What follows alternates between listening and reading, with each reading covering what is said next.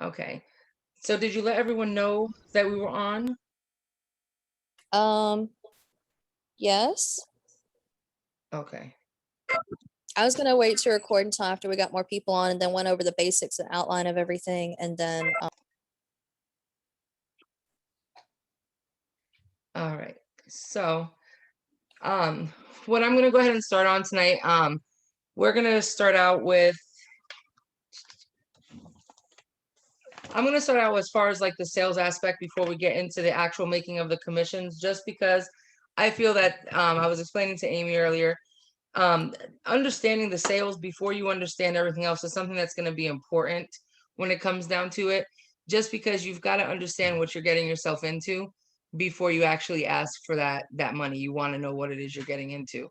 Um, Now, when it comes down to the sales, with the sales, you want to make sure that you're targeting the right market and also the right area and advertising as well. Okay.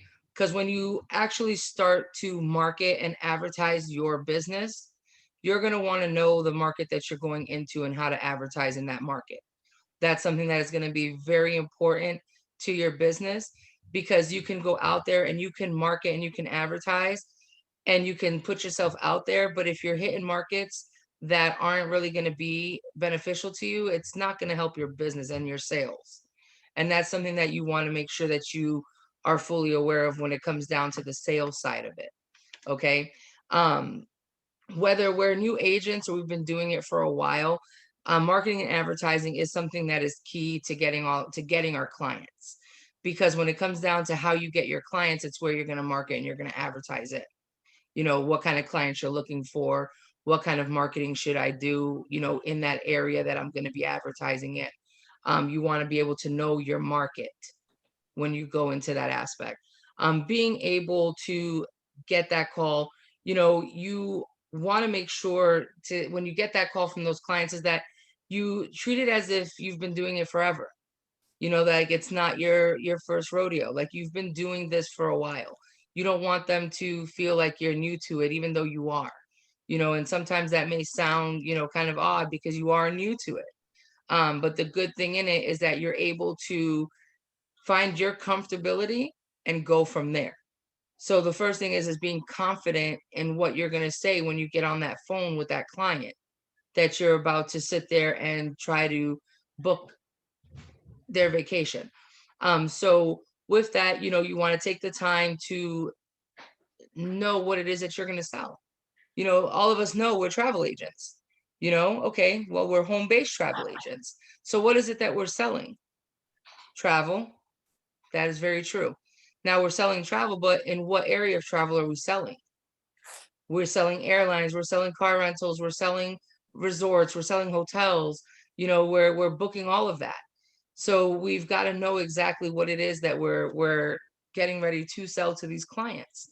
And the best way to do that is before you actually start putting yourself out there is knowing about the business, knowing about it. How many in that are in here right now have been doing travel for a while, or is this the first time that you're doing it? Are you familiar with it?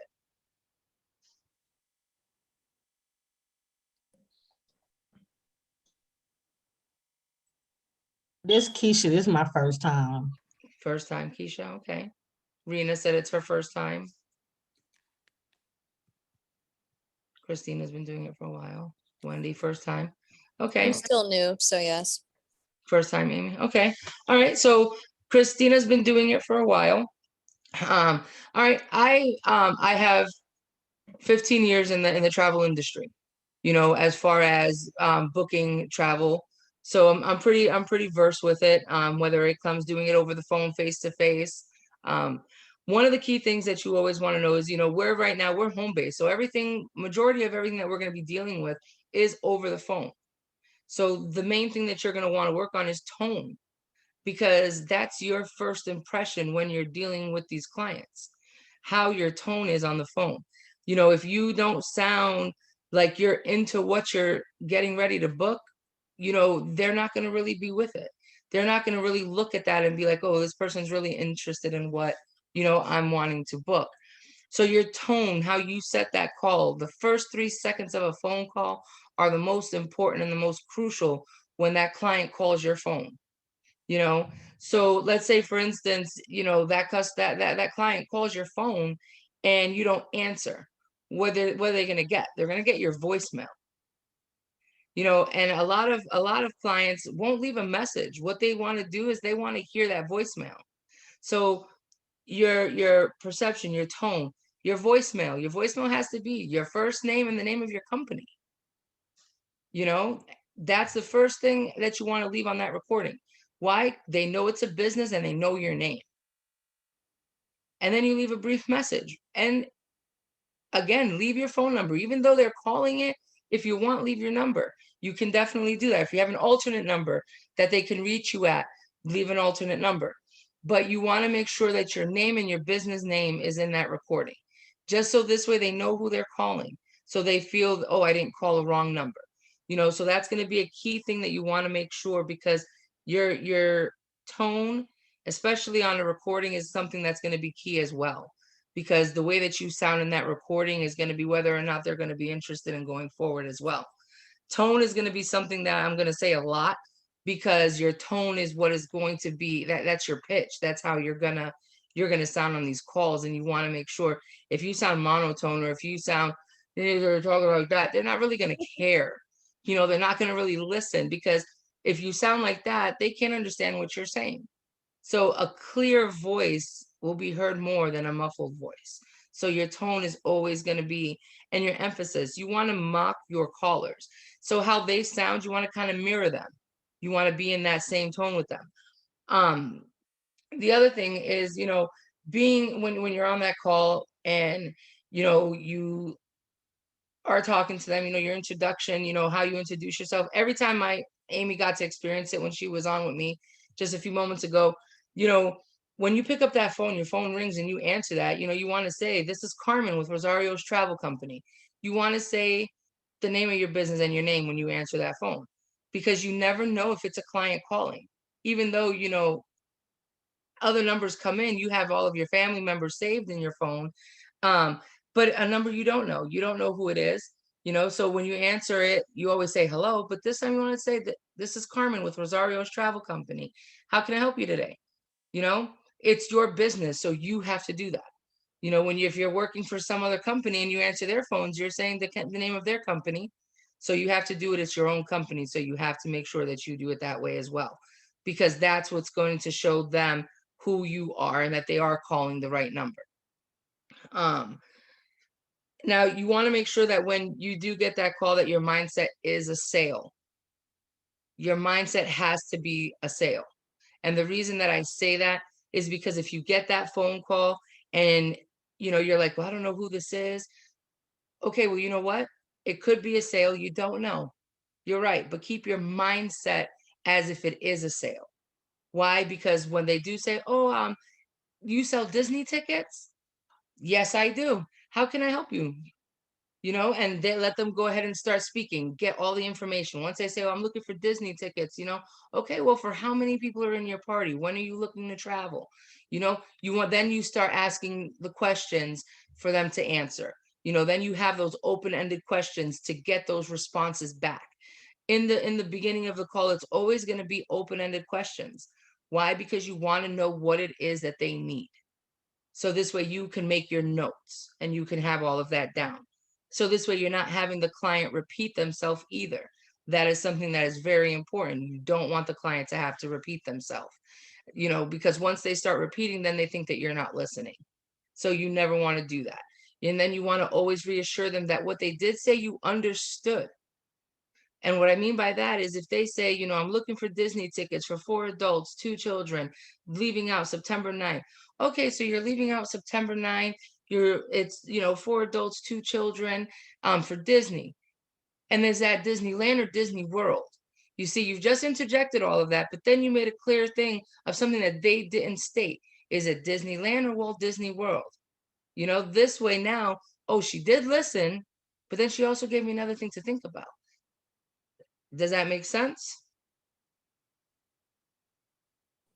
Yes, she makes sense.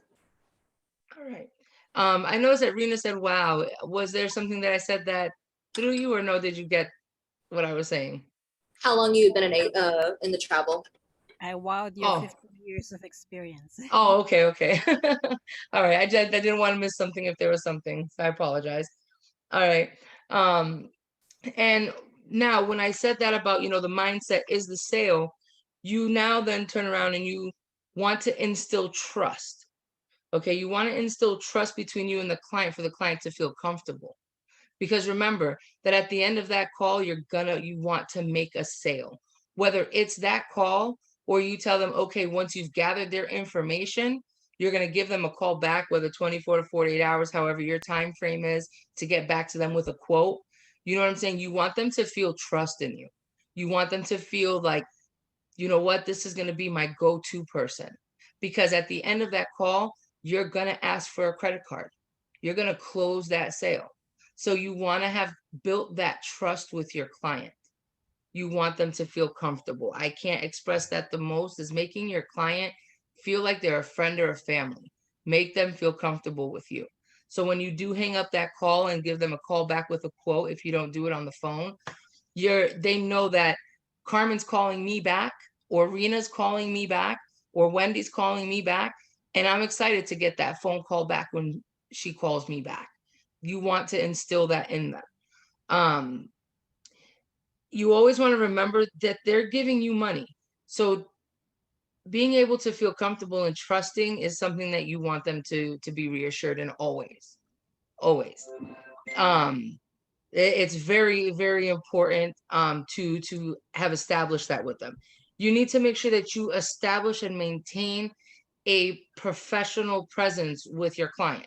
What I mean by that is we are home-based travel agents. Okay. And if I'm going too fast at any point, say something in the comments and I'll slow down. Or if you need me to repeat something, just say it in the comments and I definitely will. But keep in mind that you have to have that mindset of a professional presence. We're home-based business, we're home-based travel agents, which that means that we're basically our own PR agent.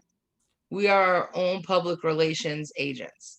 We are the CEO. We're the head, the start, and the finish. You know what I'm saying? We're the head, the tail, we're all of it. We're the whole kit and caboodle. All right. So with that being said, if the client goes out there and they do their homework, their research on you, and they go to your website, your Google page, and they see things, you want the information that they're going to see to be reliable and effective. Okay.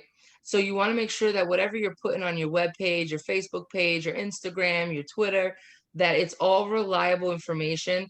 So when they do their homework, they look at it and they see, wow, that's, good information. It looks like this person knows what they're actually talking about and what they're doing. They just don't have, little things here or there on their page. They actually have, positive feedback or things that are influencing, or, a lot of different promotions going on or offers, what they're offering. Those are things you want to be able to have on your page for them to see, so this way they can say, you know what, I'm working with someone who actually, knows what they're talking about. They're smart, they're reliable, they're effective. Those are all things that you definitely want to be able to wow your client with. You don't want to, from a sales standpoint, like, you don't want to have them find anything about you that, could be embarrassing, memes, like emotional outbursts, like especially, like on Facebook, like one of the main things that you want to do is, when we all go out there and we buy something, whether it's from like Amazon or, or we go onto a website and we're looking around and we're searching for something, we look at reviews, we look at their page, we look at different things.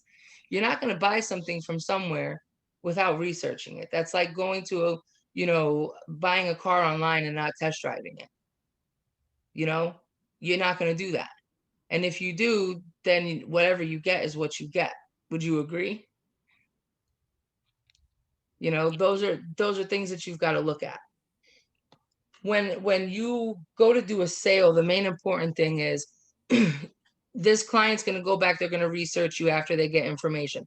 If they haven't already, you started researching you, because you figure if they go online and they Google you, you know what, you're going to pop up and they're going to research you there before they call you. And a lot of clients do that. We do that as consumers every day. We do that ourselves. We'll research and find out. If you're on, Facebook and you're on the marketplace You go to somebody's, posting that they have of what they're selling. I'm very big on it, that I'll go and I'll click on their profile, to see if they're reliable, or see, what I'm dealing with, to make sure that what I'm going to be working with, if I'm going to try and buy something from them, is going to be from somebody who, you know, doesn't talk about that they do all these different things online, and I'm going to go meet up with this person and, they're crazy or something. You kind of try to sit there and market. You've got to look at what you're doing when you're advertising and posting on your pages. Um, you want to make sure that you have all of these things cleaned up, especially your Facebook. You want to make sure that you clean up your social media accounts. Make sure that your social media accounts are just showing the stuff that needs to be for your business. And that it's not anything that could be detrimental to yourself. Update, your portfolio. Make sure that you have great testimonials, great reviews, recommendations to share with potential clients alongside of your work, of what you do, clients that you've already booked, posting that up there, showing the pictures. If you go to my Facebook page, you see that. As a matter of fact, let me show you real quick. Hold on.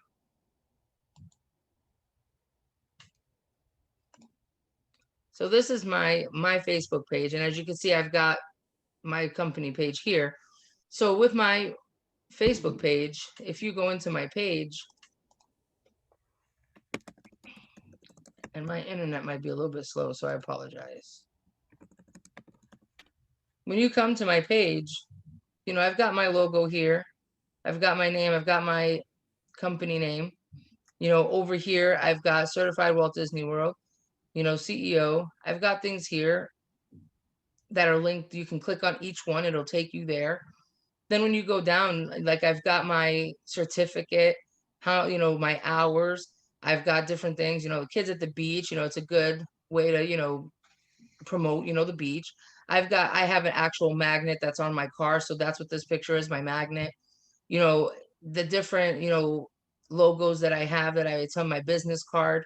And then when you scroll down, sometimes I put pictures up of myself with little motivationals in there, and that kind of like helps people out. It helps people when they're looking. My birthday was yesterday. My son's was the day before, and I advertised. I took a lot of pictures where I was at, and I advertised. I put on here the ticket price to get in. You can't actually get that price if you walk into the gate, So I put those discounted prices in there, and hotel for under $500. Like, I advertise on my page, I put a picture, of me and my wife. I put, different things, locations of where I'm at. People posted for my birthday yesterday. All of this, like, my page is nothing but business related. And my whole point of this right here was a client that I booked into Walt Disney World. She actually tagged me. So, she tagged me to promote me on her page as well. And that right there, those referrals are the type of things that are going to get you clients. Off of this post alone, I got 3 referrals off of this post alone. So that's how you're going to start to build your clientele. Your clientele is going to come based off of your current clients is going to get you more clients. That word of mouth advertising. When people sit there and say to you, well, how can you do this for free? How you have no fees? How do you do this for free? Well, I'm the type of person that, word of mouth advertising is very big. So I would rather not charge you something up front to sit down and talk to me. I would rather you go back and tell all of your friends and family about the type of service that I offered you, because word of mouth is going to go further than me charging you something up front and you're not satisfied.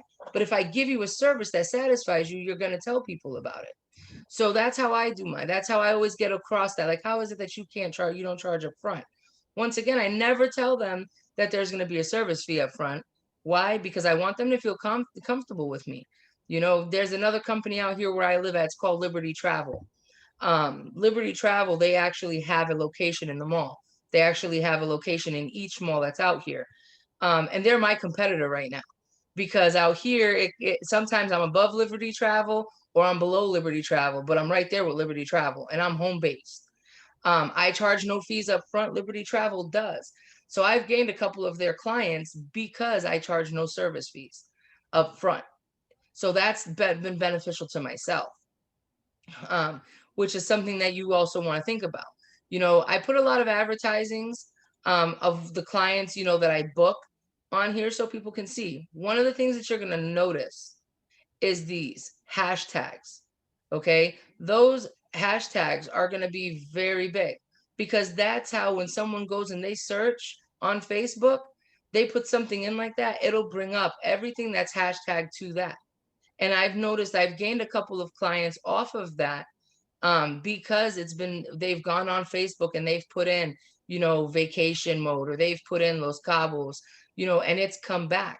My very first client in March of 2020 was a cruise.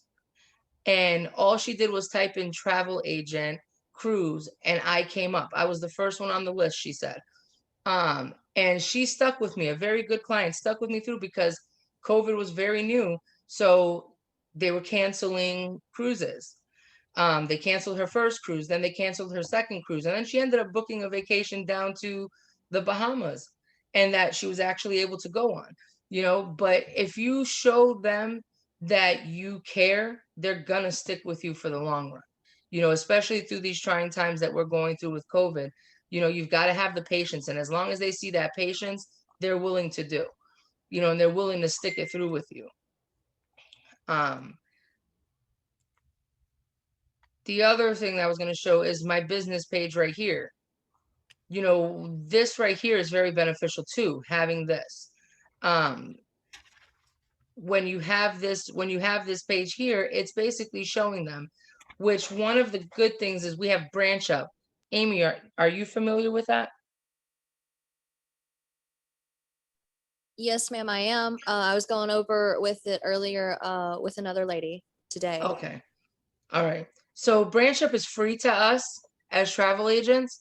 You just basically register and you get in it. They actually, as you see, this says published by Branch Up 3 hours ago.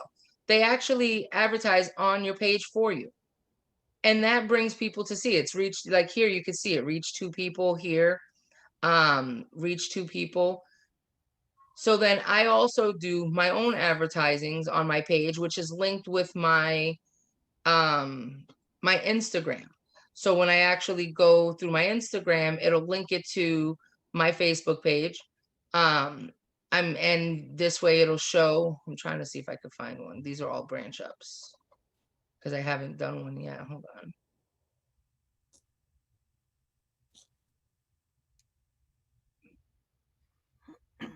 This one right here. This was the booking that I did the other day. So I see how it says published by IG and it says my name. So it was published through IG because I hashtag it too, because all I did was copy it from my regular post in Facebook. I transferred it over, pasted it into Instagram, linked it at the bottom in Instagram to this Facebook, and it went ahead and it connected it here. So I advertised 2 platforms at one time. And that helps because why? How many? It reached 10 people on just Facebook alone. So it works because that helps you to get more clients too, because they can message you there, they can call you however you set it up, they can do that. I'm going to stop sharing for a moment. So with that being said, on that aspect of it, I mean, before I jump to the next topic, does anyone have any kind of questions?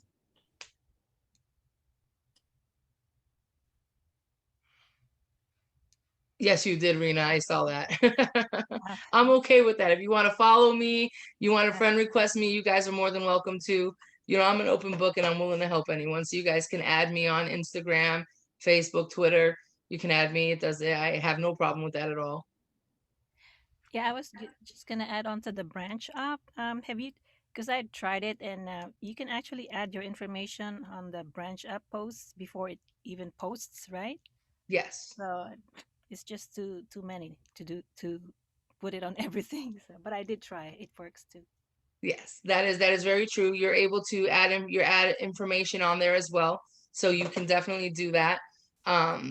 Branch up is pretty good to have. I really do like branch up. But were there any other questions with what I have gone over? Keisha, do you have any questions? No, I'm good. Following right along. Awesome. Awesome, awesome.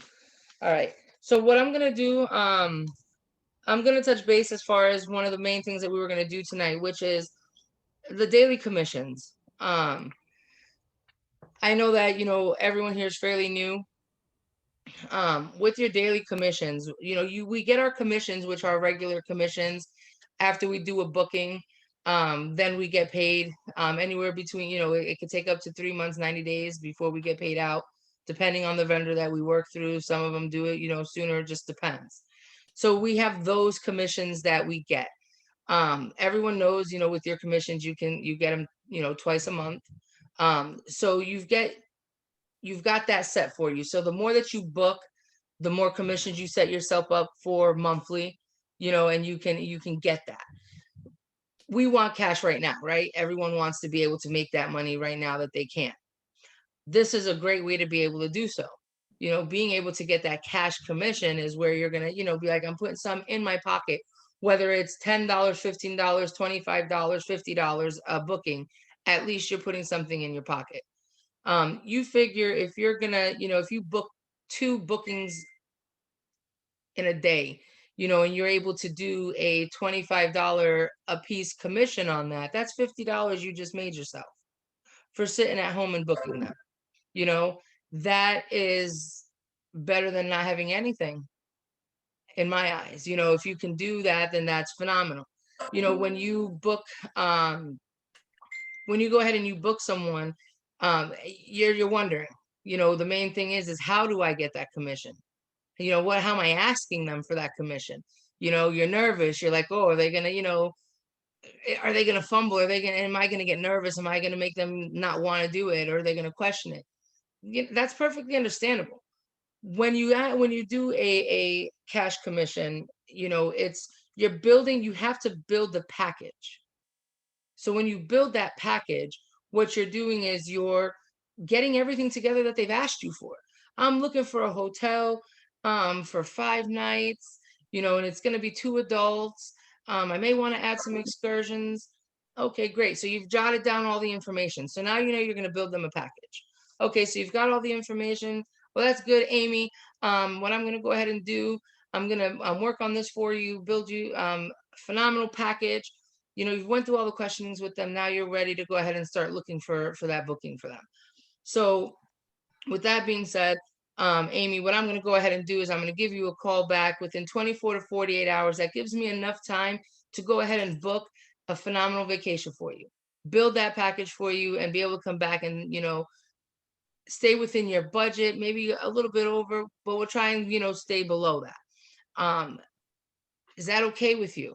At this Awesome. point, Sounds good. Thank you. you're welcome. At this point, you've gotten their email address, you've gotten their phone number, you've gotten information that you're going to need. Why? Because once you start to get the information together for them, and you've gotten a callback time, a time to be able to call them back that's most convenient for them. Because remember, you're working on their schedule. So you want to know when it's going to be convenient to contact them back. So now you've built this package for them and you're going to give them a call back. So you can either email them ahead of time. Normally what I do is 5 or 10 minutes before I'm going to call them, I'll send them an email with the information. And then I'll call them back. Sometimes people will be like, well, can you email me beforehand? I certainly can, but keep in mind that when you receive the email, the price is going to be all bundled together. I want to be able to break it down for you as well. So I'd like to be on the phone with you so that when you do have that email sitting in front of you, we can be able to talk about it over the phone. This way, if you got any questions or concerns, at that moment, I would be more than happy to address the concerns with you while we're on the phone. They shouldn't say no. Why? You've just given them the answer to the reason why you want to do it. You want to dot the I's and cross the T's for them. You don't want them to do it themselves. Okay, so now we've built this package, right? So I'm going to share my screen again.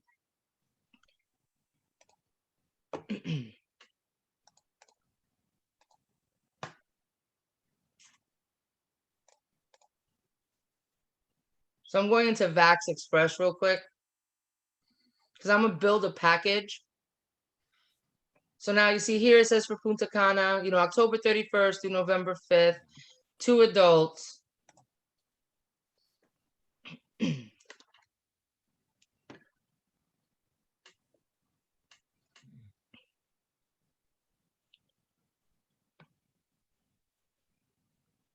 right, just waiting for it to come up.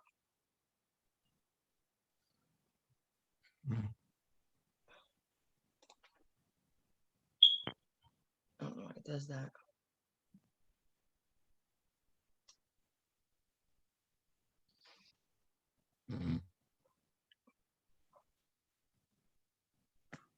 Sorry, it's taking some time.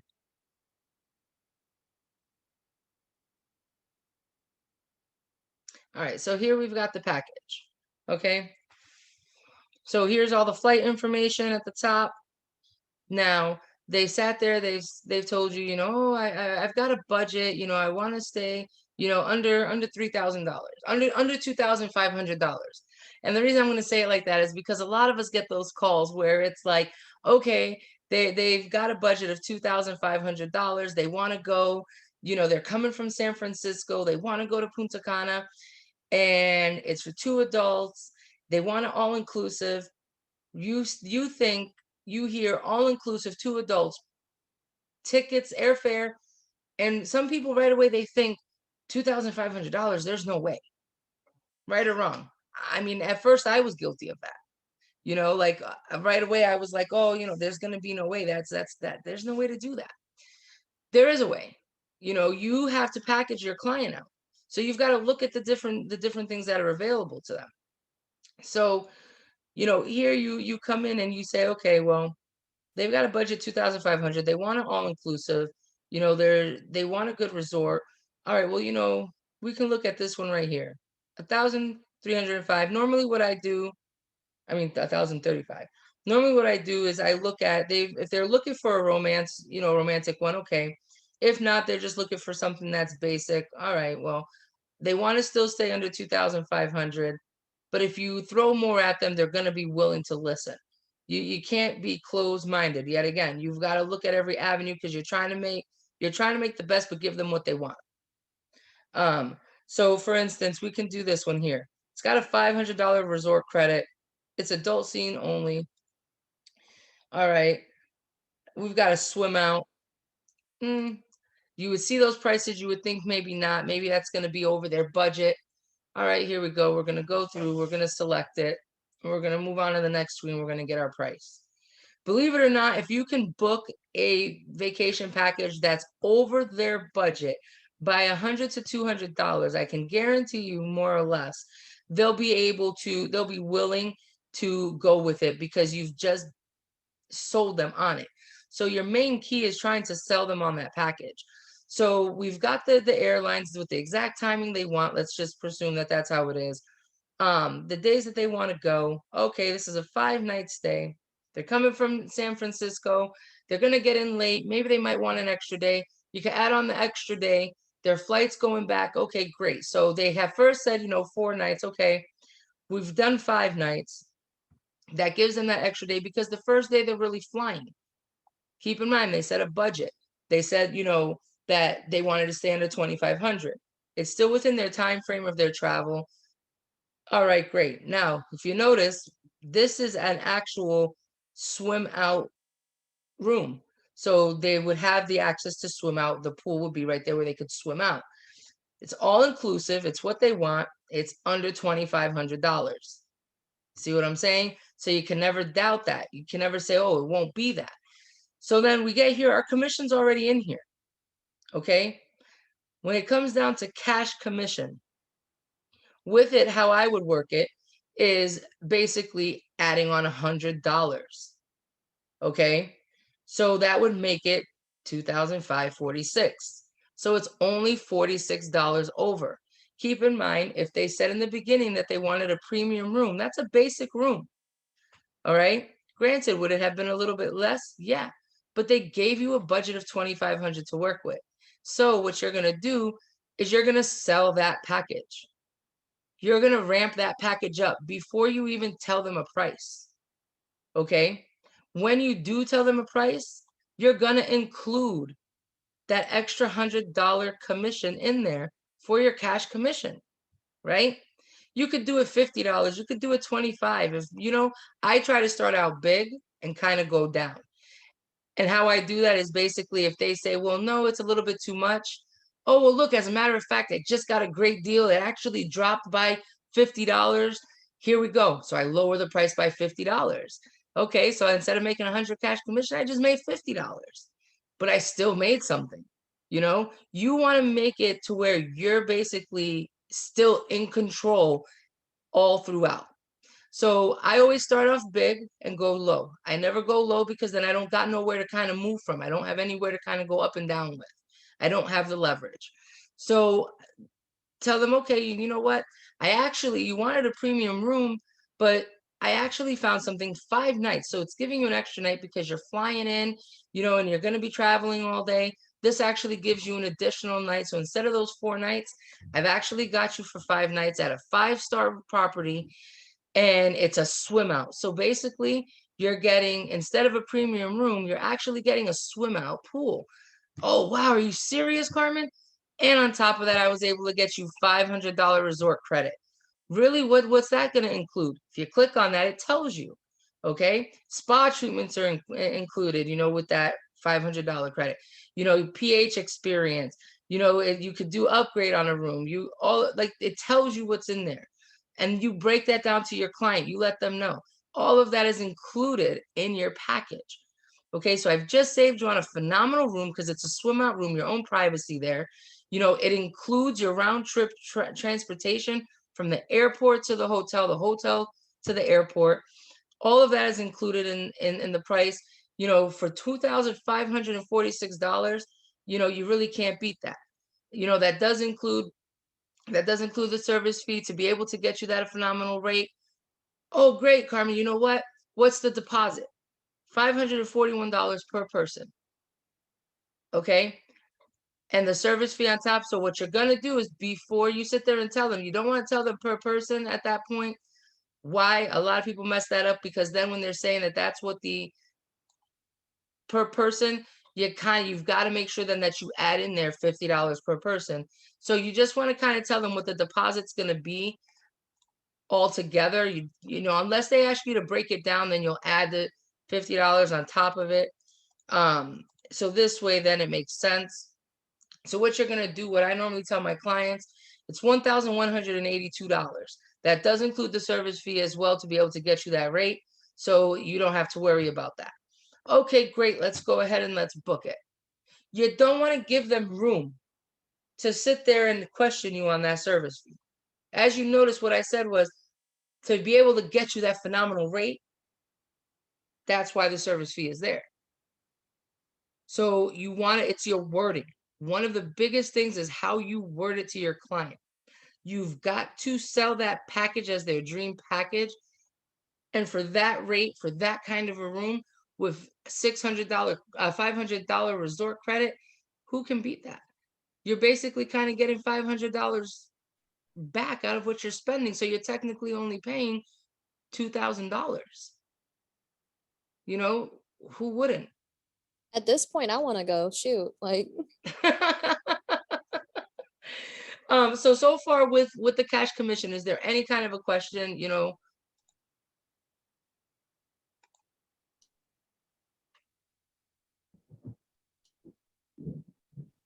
Okay, this Keisha, to make sure I understood you right. But so you had to calculate it over to the side and you came up with 1,000 and something dollars. So what did you do? You just added the 541 times 2 plus the $100? Correct. Okay. Correct. And So they'll be their deposit. that would be their deposit. That would be what their deposit would be for 2 people and with the service fee included. Okay. All right. So once you actually do the service fee, and you've got that service fee included in there, and you're going to take that deposit, you know, you want to sit there and you want to let them know, okay, well, now what I'm going to go ahead and do is I'm going to take the deposit. You're going to see there's going to be 2 different transactions on your credit card. The two different transactions, one is for the service fee for this, for me to be able to get that at a great rate for you, and the other amount is for your deposit. Okay. This way they know what they're walking into, because you don't want to lead the blind. You don't want to lead them in blind. You want to make sure they know what they're walking into every step of the way. So you need to let your client know it's going to be the two charges on their credit card. One of them is going to come from the service fee. The other one is going to be for their deposit. And it'll also, be explained to them on their credit card authorization form, where you'll let them know what they're being charged for as well. The invoice that they receive, it's going to be on there as well. So this way they know. So with that being said, I mean, that is basically how the cash commission will work. You could do it on air onlys. Air onlys, you want to make sure that when you're doing it on the air only, half the time when I do air onlys, it's because we don't make commission on that. We don't make commission on that at all.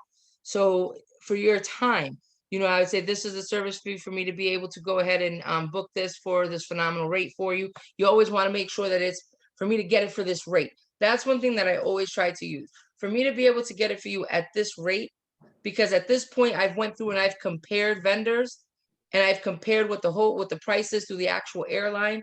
And if I'm able to do it, I'll go ahead and tell them this is what the service fee is, whether it's even just adding an additional $10 on. You can do that. That $10 is better than nothing. I normally start off at 25, and I'll try to do that unless the airlines are having a sale going for like $90 a ticket, which sometimes they do. You still want to be able to put that service fee in there. For me to get it for you for this rate, it's a $25 service fee. Some people I do know, some agents will say, for air onlys, there is a $25 fee. And that is for me to be able to book the fare for you. Just so this way they're making something on it. With airfare, it's solely how you want to do it, how you want to word that. If you want to charge that $25 fee just up front and let them know to book this airfare, there is a $25 service fee. And you can leave it at that. Sometimes if they're urgent to do it, they'll do it. And it's basically for your time, because we don't make anything on that. I've seen some clients where some agents that won't do it just because it's air only. And they don't really want to add on the fee. They'll just go ahead and book a airline without adding on a fee. Me, I try to do it on every airfare that I do, and normally 90% of the time, I won't get a pushback. Because I'll tell them, just for me going ahead and getting it for you for this rate, it is a $25 service fee. That is non-refundable.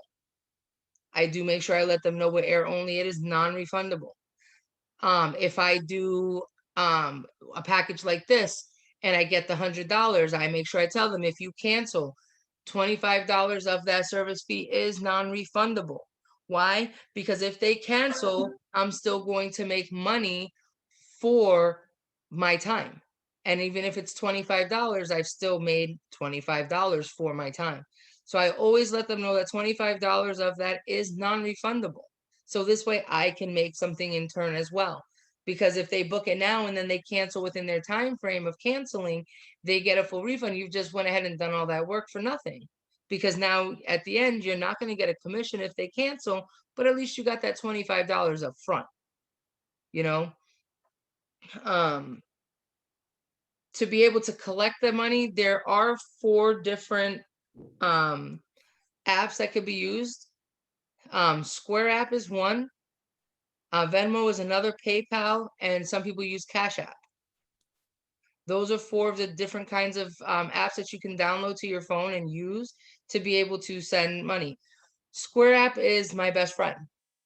I love Square app just because anytime I do a cash commission, it does go to them under my business name, because I have it registered under my business name. You never want to have it registered under your own personal name. You want to make sure it's registered under the business name, the company name. So this way, when they receive, because you could send it to them via email or text, the receipt. So when they receive it, it's going to come from your business name. I've seen it. I've had clients face to face with me, and when they've gotten the text, It says, oh, from Rosario's travel company. Yes, so that's me. I do let them know you're going to receive a text or an email. How would you prefer to receive your receipt?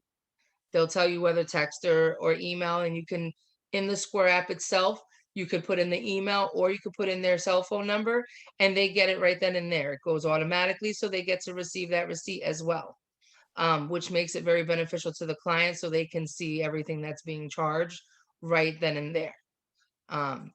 So it just really depends. I mean, some people are leery when it comes down to like Cash App, Venmo. Some people also, with PayPal. I try to stay away from them the most that I can. They're not my preference. I mean, I just feel when it comes to a business setting, unless you could feel out your client, or unless your client says, they to do it that way, I would say stick with Square App. It's free, so you're not charged for it. And it's more beneficial because it's more nowadays, any business that you practically go into, they have those POSs at their counters. They use a lot of it's Square App, it's the white machines, and a lot of places, car dealerships use them, so it's not like if Square App is something that's not known, because it is, it's out there. Um, and it's safe. It's not like if it's like it can really be disputed because it is for business, which is a good thing. Cash App is very hard to, someone can come back and say that, they're disputing that, and they almost about 90% of the time will give it back to the person to that client. So they could take it right out from your account, and you'll lose it and you can't dispute it. With um Square App, just like with PayPal, you can dispute those charges. You can dispute someone saying that you did that fraudulently because you've got a credit card authorization form and you've got the permission to be charging them. So if they come back and they say that, you can dispute it because those are bigger companies, PayPal and Square App. So you've got that opportunity to be able to dispute with those ones versus like Venmo and Cash App, whereas sometimes it can be longer to dispute, or sometimes they won't even dispute it. So those ones are good. Like I said, Square App is one that is free. I mean, they all are, but Square App, I do know with Square App, they do charge a percentage. So based on what you receive, they do have a percentage that they take out of that. But you're able to at least keep it there, and they send you a card, which is good to have as well, because they send you the card so you don't have to transfer it out of the Square App. You can actually use the card that you order from them that's free, and you could be able to use your commissions that go on there and swipe and go, which is a plus to have as well. So you don't have to worry about paying to transfer it to, your bank account. You can That's use. pretty cool. I didn't know about that part. Thank you. Oh, you're welcome. Yeah, they actually, and they send you, I couldn't find mine, but they send you this little thing that goes to the bottom of your phone, and you can use it like that. Which is a plus too, because if you have a client you meet with a client and you want to sit there and charge it, you can plug it to the end of your phone and swipe their card and charge. So this is actually what the card looks like that comes from Square App. So it's just like a white card. It has your name, your business name at the bottom of it, and then of course on the back of it, which I'm going to cover it out, it's got my card number and it's got the barcode, so it's a white plain card. And your money goes on there and you don't have to worry about paying those fees or anything like that, which is very beneficial. You don't have to worry about paying it, to switch it to your bank account, like I said. So it works out really good having Square App. And also with Square App, their card, like a lot of places, like a lot of the apps like Cash App and stuff like that, you can't attach a card if it's, a prepaid card or anything like that. It's just, I don't know, Cash App, Venmo, and those ones, they kind of don't really sit with me too good. I know a lot of agents that use Square App, and that would be the one that I would say, yeah, use versus the others, because it's more professional. And when we talk on professionalism, you want to keep everything, like I said earlier, you want to keep it to where it looks professional. So that's one of the biggest things right there. To touch base as far as professionalism, your email, you don't want to have an email that's like Firefly 19069. You don't want to have anything that's like people would look at that and be like, that's not professional. Why? It's got a 69 in there. Some people would think, other things, and, that doesn't represent a business. So you always, Gmail gives free emails. You can go and get an email address from Gmail, Yahoo also, but you want to get a business email that has your business name in it. This way they know where it's coming from. Like mine is rosariostravelco@gmail.com. You want to be able to do that. So everything is behind your business and it shows professionalism. You want to make sure of that always. Especially when you're doing like for the cash commissions and you do Square app, you want to make sure that you have it that way. Do we still have time, right? Amy? I think so. Okay. Did you have something else going on? No, I was just asking. I didn't know. And you said Square had other, so Square can take a payment, send invoices, and what else? So with Square app, give me 1 second, I'll let you know right now. You can send invoices from Square app. You can see your balance. You can do, if a client if a client touches base with you and they ask you, listen, I lost my invoice, my receipt for what you sent me. Is there any way, instead of texting it to me, you can email it to me? You can actually go back into your invoices, into your reports, and you can go into your sales, and you can actually resend them. Actually, you go into, I apologize, you go into your transactions and you go to the amount, to the sale that you did. So if you did a $50 sale, you would actually click on that and you could do issue a new receipt and actually put their email address in it. So that's one of the pluses that you get with Square app, is that you can actually go back into the transaction and reissue a receipt for that transaction to your client. And you can do it either by text or by email. So you do have that option 2-3 weeks later, if they need it, that you can send it again to them. So that is a plus with Square app as well. So with Square app, you have the opportunity, when you go in, you can see your balance, your reports, transactions. You can do invoices. You can do items. You can do discounts. Those are a bunch of different things that they have that you can do within Square app, and they don't charge for it.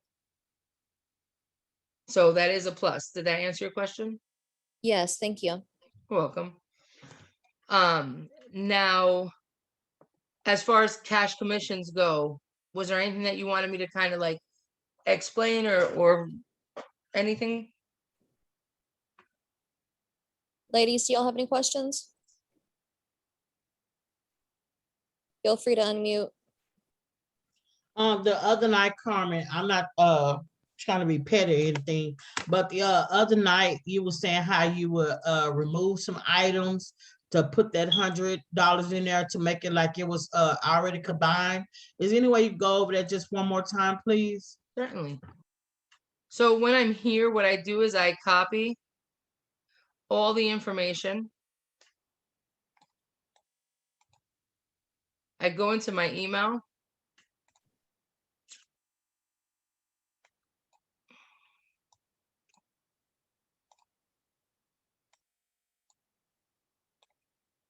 And I paste it in. And if you scroll all the way up to the top, what you're gonna do is, oh, okay, hold on, sorry. You would go from starting from right here from the edge, and you want to highlight it. And of course, it doesn't want to do it today.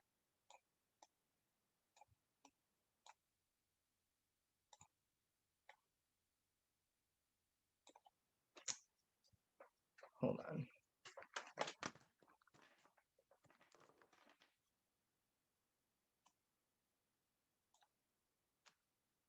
All right, so you highlight it and then you're gonna just delete it and it disappears.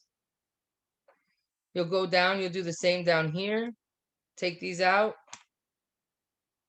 So you do that to all the little buttons that are in there. You would just highlight them and delete them. Just those blue ones like that and that red one that was there. And then in here, you don't want the client to get this. This commission amount, net amount, You don't want them to get that, so you'll highlight it, delete it. Same thing with your agent detail, you'll highlight and delete. Here, the remove part, you want to highlight that and delete that. In the little box. Additional service as well, you're going to highlight.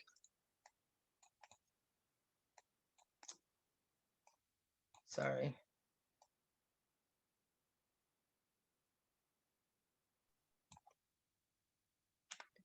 All right, so now you've just got this information right here. So you saw how I had said it would be 2,500. So what you're going to do is you're going to change out the numbers so that the numbers match up. Oops. So that this way, all of these numbers end up matching up. So this first row is the only one you're going to change. You'll add 100 to that amount, and then you'll change down here. There you go. And you've got the package. This is what you would email the client right here. You would email all this information so they would get to see their flights, the package summary, flights, accommodation, the amount of nights that they're going to get a $500 resort credit. Sometimes what I'll do is I'll put a little bit more information in here as far as, you know, when you're here and you actually like click on like the resort credit, you can actually copy this information so they could see, and you can include that in the email so they can get all of this on what the $500 credit includes. Or when you're back here and you actually, we were doing planning, you actually click on this and you actually can, you know, copy this and put that in there. The room here as well. When you click on the room view, since this is a swim out, you could click on the junior suite swim out, and then it'll give all this information. So you can highlight that and copy that and paste it into an email as well. So they see what it is that this room is actually going to offer them as well. So you can include all that information in there too. So the more that information that you can give them on what the package is going to be, they understand the price and they say, whoa, that I'm actually getting that for a good rate. Because if they actually go on to the website for this resort, it's actually going to be more. If they try to actually go to one of the other vendors, it'll be a little bit more than what we're actually getting it for, unless they've got deals with it. Then, you know, it may be a little bit less. But then if they come back at you and they say, oh, well, I found that for actually, you know, 2,600, and you've got it for this amount, then you can actually try to see if you can't, or if I found it for 2,500, you know, this room, you can actually try and change it for it, you know, and see if there's something else you could find them that's a little bit less, but with the same kind of setup. One thing I want you to keep in mind is that this resort credit, some of the other vendors that we use, like Expedia, especially Expedia Tap, they don't always include these resort credits, not all the time. Just like sometimes these the clients, they'll go on to booking.com, Priceline, they'll go on to some of these other vendors that are out there and try to book. They're not getting this resort credit. Some of those other third-party vendors don't offer that. So if they come back and they say, oh, I was just on booking.com and I got it for less price. Okay, does it include the $500 resort credit that I'm offering you as well? So technically you're getting $500 back, you know, for you to use on anything while you're there in that resort, whatever it offers, that you won't be able to get from booking.com. That gets them to thinking, and they're like, hold on a second. They actually go back on and see if they see that. Sometimes, I want to say about 70% of the time, they'll come back and they'll say, you know what, that doesn't include that resort credit, so I'm not going to get that. And you're like, unfortunately, working with me, I'm able to get that for you just because I was able to get a phenomenal rate for you. So I can actually throw that in as an additional gift for you just because you're booking with me. That right there is your key point to selling. That right there is going to help you to be able to close that deal, because now you've just added benefit to your package that they couldn't see on another vendor that they were willing to use. So That's super powerful. Thank you. you're welcome. So that's how that works. Did that answer your question, Keisha? Yes, it did. I'm glad you went back over there with me, with us, because I think the other night you was very more detailed this time. And I was able to follow you along perfectly. So thank you very much. No, you're welcome. I told you I was touching base the other night. I was gonna go more in depth tonight, because that's what today was gonna actually be set up for. But I kind of just touched base then. So I'm trying to be as much as detailed as I possibly can. So if you guys have any questions, you guys can feel free to, ask them. And, if I'm going too fast, write it in the chat. Amy will let me know. And if there's something I got to go back over, I could definitely go back over it. Not a problem at all. Now, before I move on to the next thing, was there anything, like any other question pertaining to that before I move on to invoices?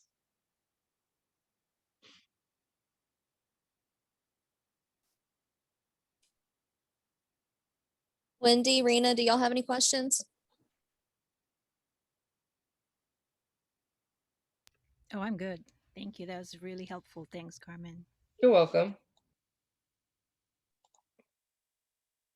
All right, so I'm going to move on to invoices, because I know that's something that there's been questions on.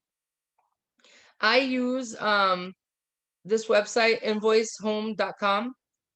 It is you get over 100 free invoice templates that are available. There are many different invoices online that you can use that are free. I use this one. I like it. Hold on. Let me just log in.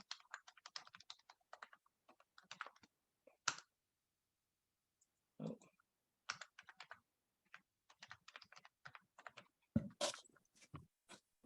All right, wasn't it?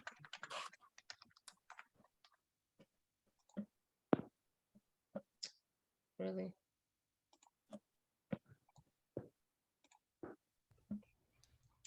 Do y'all have a notebook full of passwords too? I'm not gonna lie.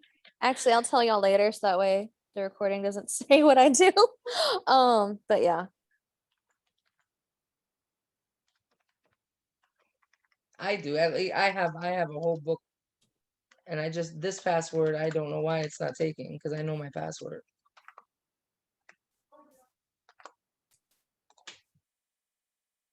See, now it doesn't want me to show you guys this invoice.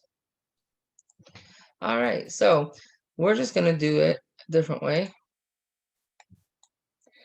So basically, you would go to invoicehome.com and you would create an account for yourself. Okay. Now, once you actually create the account, I'm going to. You'll go here, you'll create an account. As you see, that's my email. That's why I use that email as an example, because that was the very first email I used when I started my business. And I got told that it was not smart. So that's the whole reason I used it. So I put that information in, put my email in, it created an account. Okay. So we're here.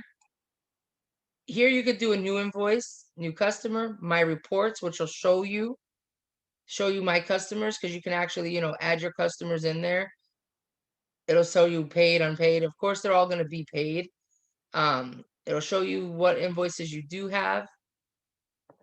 So if you're wanting to send them, because what you want to do, if you want to send them a receipt, you could send them a receipt. Here, you're going to be able to put your name, company name, bill to, and you could put the customer's name in here. You could put the description of what it is and the amount. We don't add tax because it's already in the price that we give them. So for instance, if you're doing a sales receipt, you've got that option. Cash receipt, you've got that option. You could definitely do it that way. Or you could do an invoice, whichever way you want to do it, but it gives you all the different options to do it there. So for instance, if I'm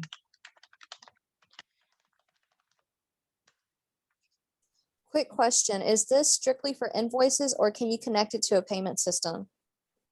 This one, I haven't connected it to a payment system.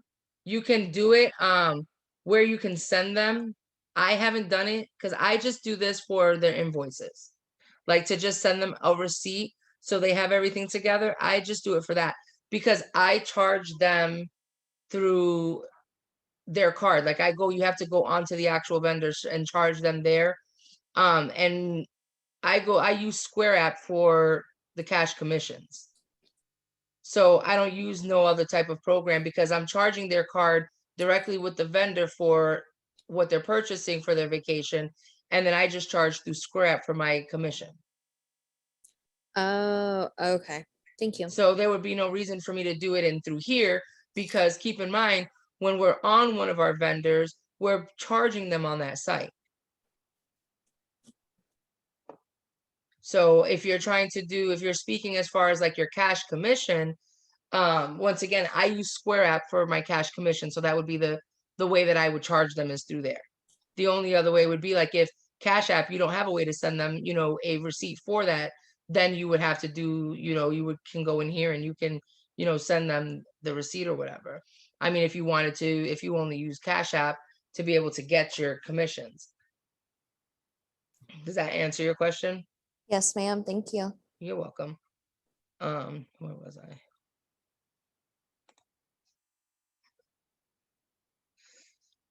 All right, so just to kind of show you how this one plugs in. So yeah, let's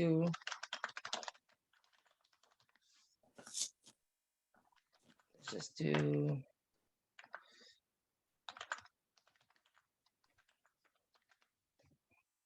All right, and let's say.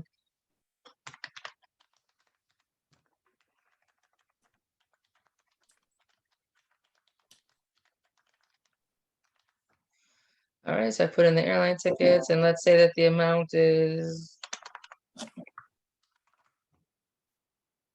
Okay.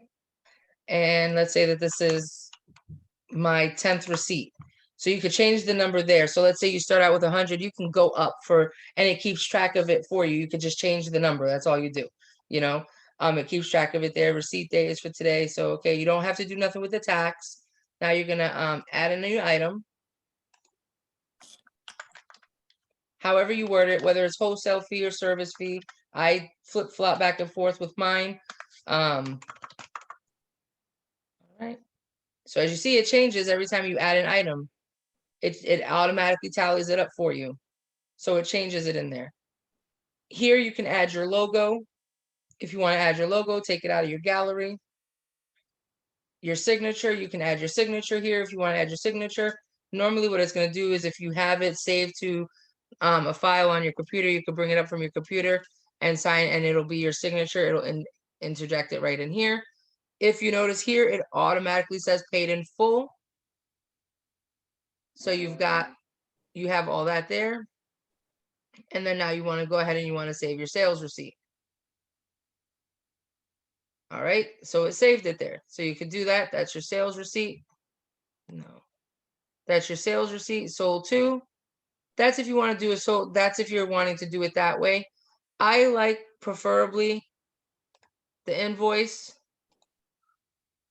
Give me 1 second. I'll show you.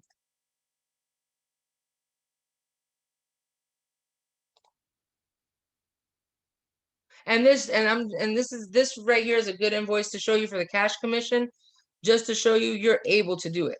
I did it on airline and I did it through Evo Rewards and I made $300 cash commission in one day. And that was at like 1 o'clock in the morning. So this is what the invoice looks like. Same thing, it puts your number up here, the date that it was done, my logo, my name, my company, address, phone number, who it was to, the description for airline tickets, wholesale, whole service fee, 300, invoice total, and then at the bottom, paid in full. I email that to her. She gets it. She has that for her records, that it was paid in full and everything. So all of that is done. That's It the looks best. really nice. Thank you. You're welcome. Thank you. So that's how you would do your invoice through invoicehome.com. Like I said, it's free. And it gives you the options to do different ones. So it's not, you've got tax invoice, receipt, sales receipt, cash receipt. The invoice one, that's the best one to use. And it'll give you different options for the type. As you saw, it popped up on the screen. It showed templates.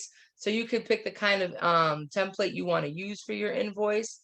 You can definitely do that. You could change the background, put different designs. As you saw, I stayed with the basic one.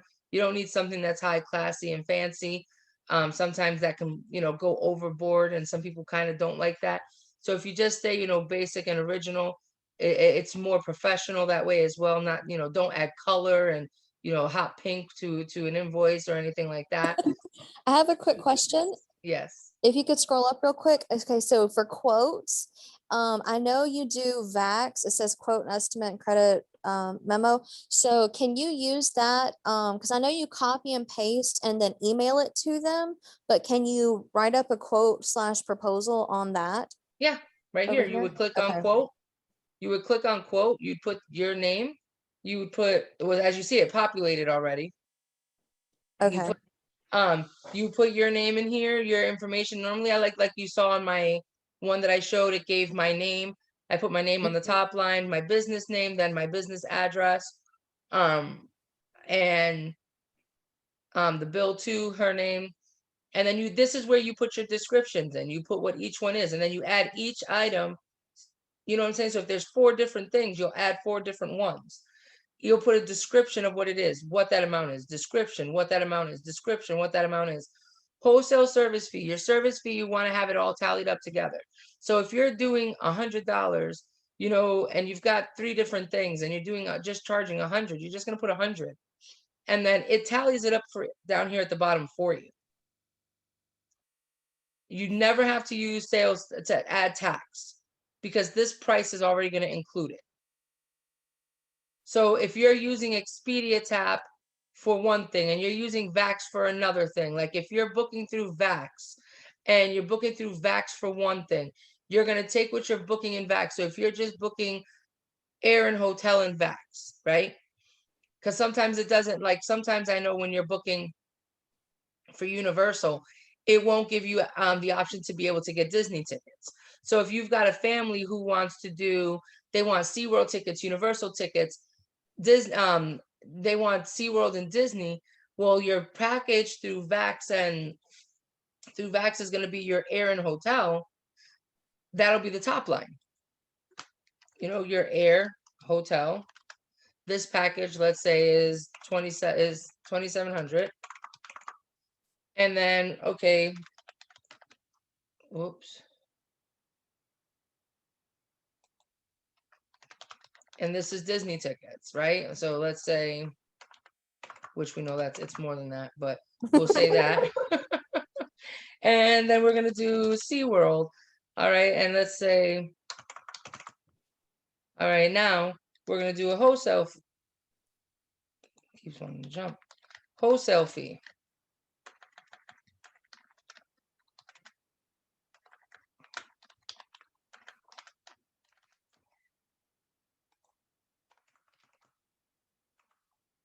It's already tallied it up for you.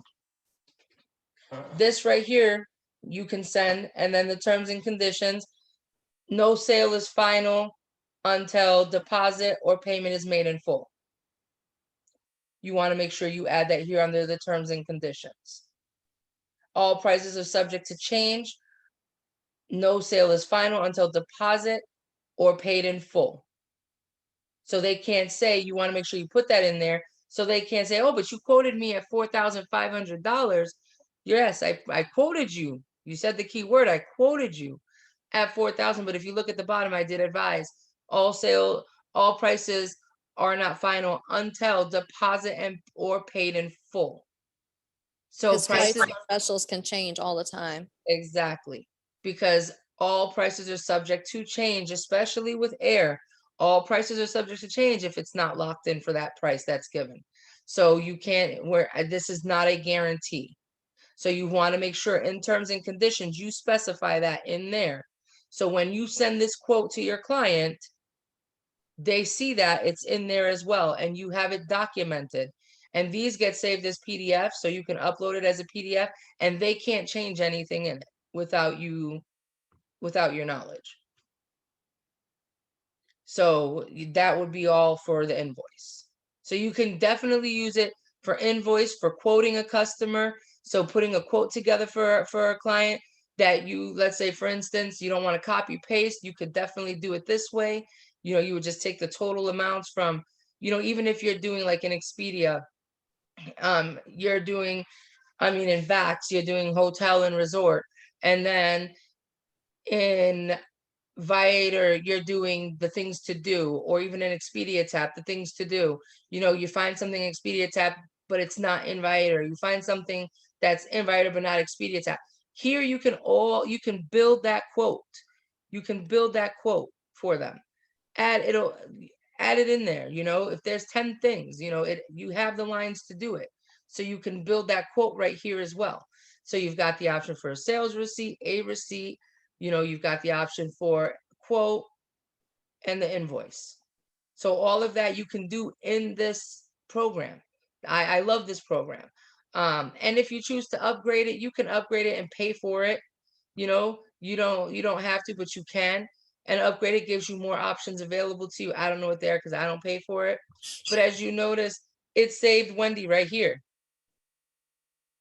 See, it shows the sale receipt, and then I'm working on the quote, and it's going to save that once I'm done. And then it tells me the total amount down here.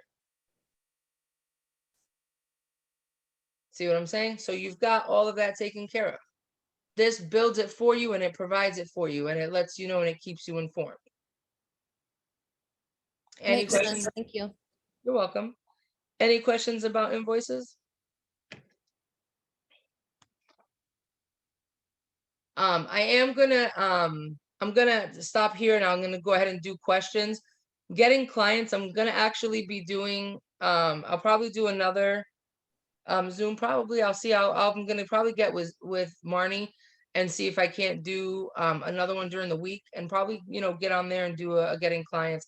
I wasn't gonna be doing anything until after the week of August 16th, until that week, because I am moving. But I'm gonna try to see what I can do. I won't be able to get into getting into clients tonight, unfortunately. But I think that was a lot. So I want to be able to open it up to see if there's any questions that you guys have. So this way I could spend some time and answer those questions before 7 o'clock. So this way, you know, if there's anything you guys want me to go into more detail, I can do that for you. Now, Amy, should I stay on recording? Or It's up to you. all right, so I'm going to stop the recording here. Now, if you guys have any questions, feel free to ask. I am going to turn off my video, but I'm still here with you guys.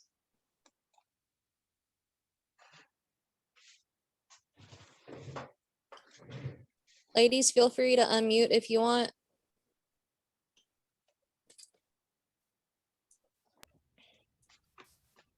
I guess I don't have a lot of questions, but I really want to say thank you to Carmen for that presentation. It has cleared so many, you know, questions in my mind already. You kind of presented really clearly. And also, it's a question not related to your presentation, but what is our GDS, by the way? Your GDS? GDS, you know, it's like a saber or something like that. Are you talking, oh, you're talking about like our platform? Yeah, yeah. I don't think we have a platform. We don't have a CRM. Is that what you're talking about? Um, I'm not sure about the CRM, but they call it GDS. Because it's basically like they have different names. I know, like it's like we have different, like there's different platforms. That's gonna be a good question, Rena. I'm gonna ask Marnie or Jennifer, because Jennifer works a lot with those type of things. I don't because normally when it comes down to like Saber and stuff, it is something that those are like clientele based, like where it's logged in at. And since because we don't have that, Oh, okay. because we're home based. It's not like we get clientels or anything through a lead base. But shouldn't Archer have its own GDS? I'm just guessing. I'm not really sure what I'm asking about. Because